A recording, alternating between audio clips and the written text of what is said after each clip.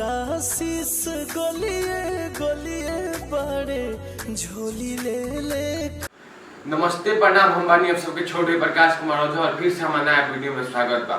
और फिर से नया वीडियो में लेके आ चुकल बानी विजय चौहान के गाना आइल बा।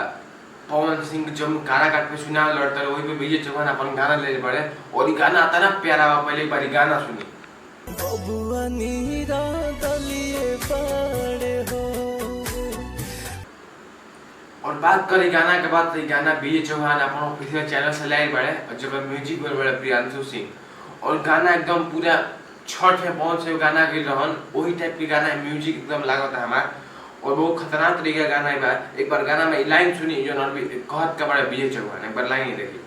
भैया हो बड़का भैया जहनी भाई के भूल।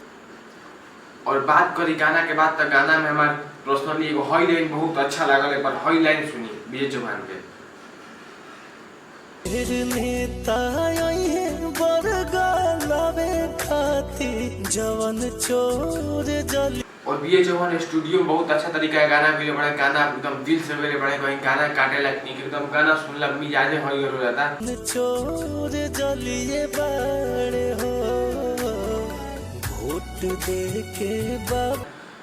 और विजय चौहान के गाना पर्सनली बहुत अच्छा लागल। और कमेंट बताई जब भी विजय चौहान के फैन भाई या पवन सिंह के फैन भाई गाना कैसा लागल। और गाना बाजे तक खूब ही गाना चली। धन्यवाद, ऐसे ही नया वीडियो में लेके जय हिंद।